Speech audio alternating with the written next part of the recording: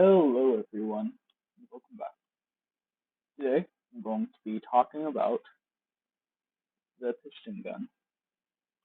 Piston gun is a relatively simple player-made weapon that involves two pistons pulling against each other. Those pistons create a force that acts like a spring, not terribly dissimilar from, say, a crossbow. This works because pistons are capable of exerting enormous forces upon each other, as you can see.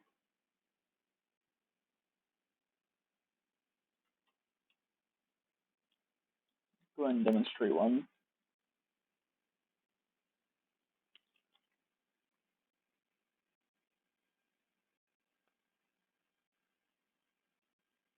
It acts rather similarly to a gravity cannon. However, it is capable of functioning in gravity and is considerably cheaper for survival. I'm going to show how I build one.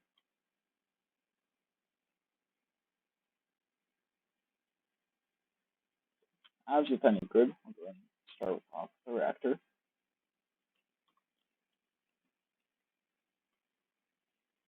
And we'll extend that a little bit.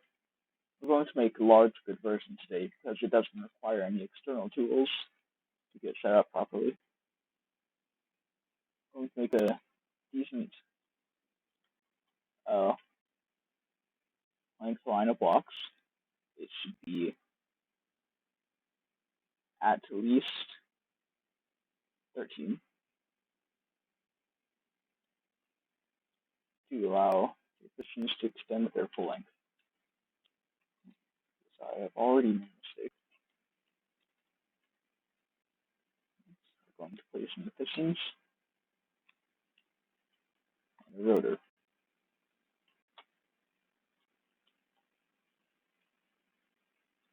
Here's the fun bit.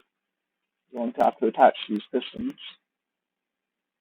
And this is where the external tools comes into play on the small grid version. They don't just stick together. They have to have a merge block attached to the side. On large grids, you're able to place blocks on the side of the piston head, whereas on small grids, you cannot.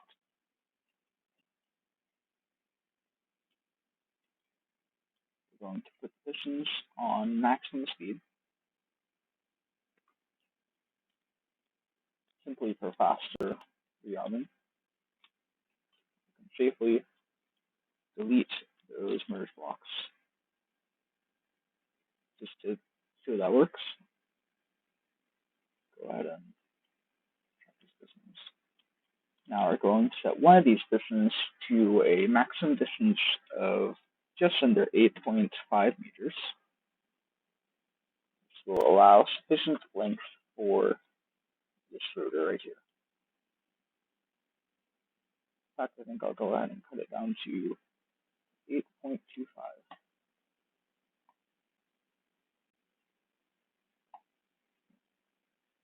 Touch. And crank this up to maximum displacement. 7.5.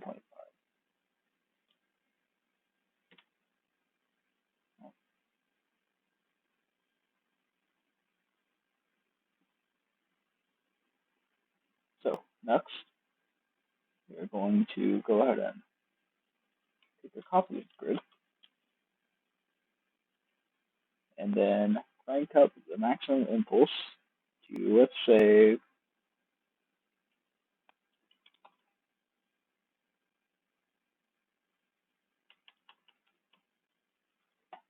10 megameters. This is probably a bit excessive, however, it helps. Now, you can go ahead and verify that it's all functioning properly. We're going to reverse these pistons. And you can see that the piston head separates from the body of the piston.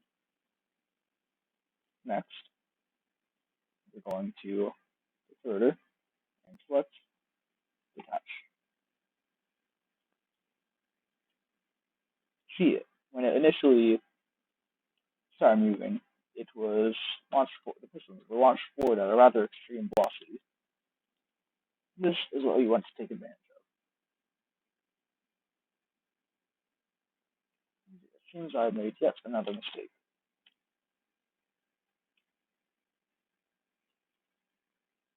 It's a pretty simple fix. All I have to do is allow the space, one block gap to the projector.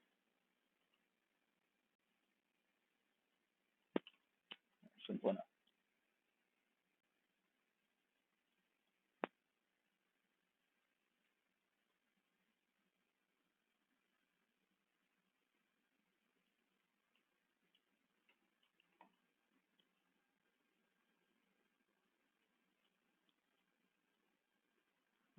So now you're going to extend out one block. If you don't, then there's a decent chance that the projectile will hit this block right here. And if it does that with the design I'm going to use, it will be a rather unpleasant experience. Actually, I suppose that's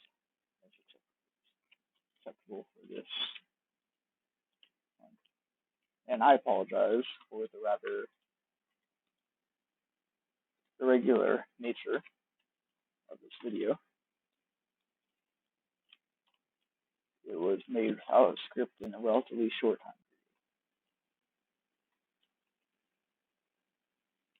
period. Next, I'm going to go and set the timers. 3 is all you need. This is the most complex part.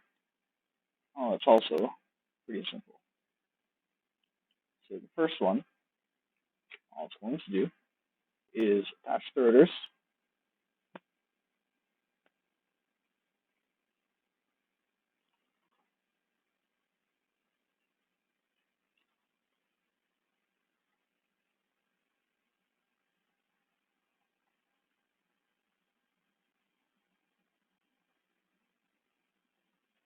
Retract the pistons.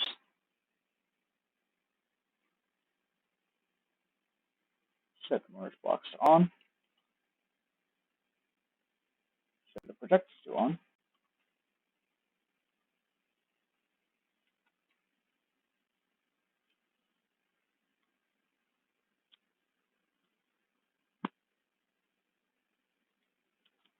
And enable these welders.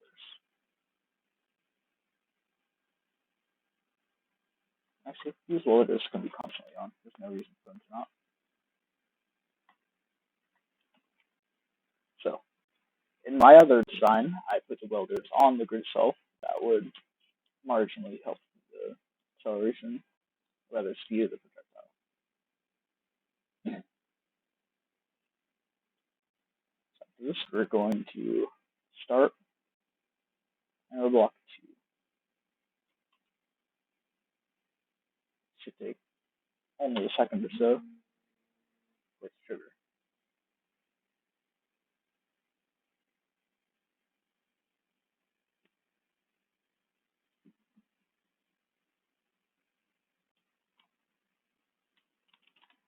So what we're going to do now is detach the rotor and in the same timer block, toggle these merge blocks off. Originally, I had it so that these merge blocks would deactivate after a trigger now on a separate timer block. However, when I did that, the projectiles were launched backwards. I have no idea why that occurred, but I prefer to prevent that from happening.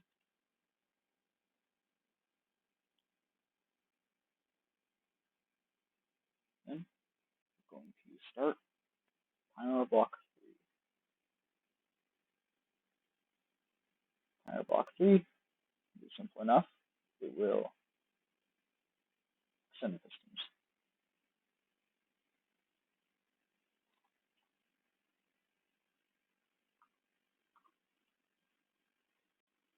go and test it out. It's likely that I made a rather trivial mistake along the way.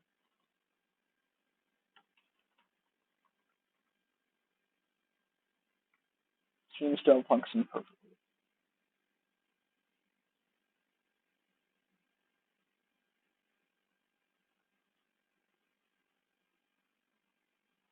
However, just to be safe, I think I'll bump up power to 100 millimeters. See how well that fares. Not very well by the looks of things. And this is why you take backups. This isn't a big issue though, where I can simply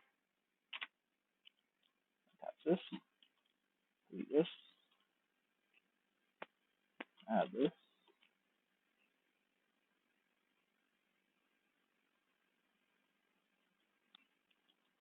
add this, and I don't even have to change anything in the terminal.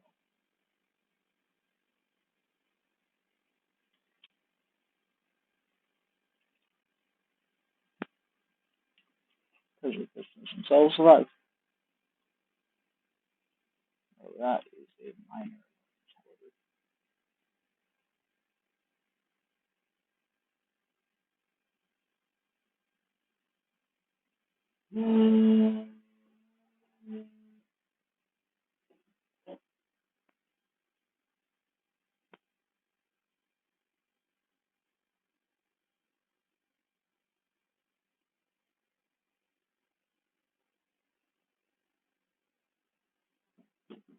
So, now that that is dealt with, I'm sure that was simply a visual bug. So anyway, now that that was dealt with, we are going to place our projectiles on. This can be automated, but I do not feel like putting the effort into taking a blueprint of this. It will only be fired once.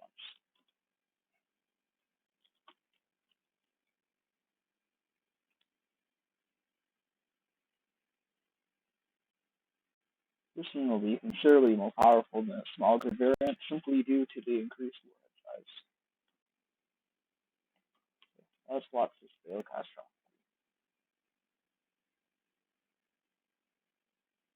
As you can see, those are fired at a fairly rapid rate and almost completely destroyed this big red.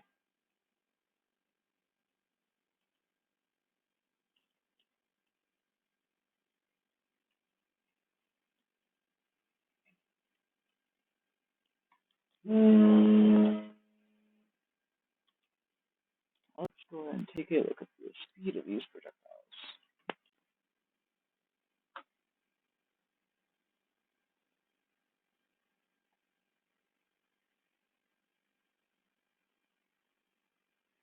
Usually 250 meters per second. And that is it.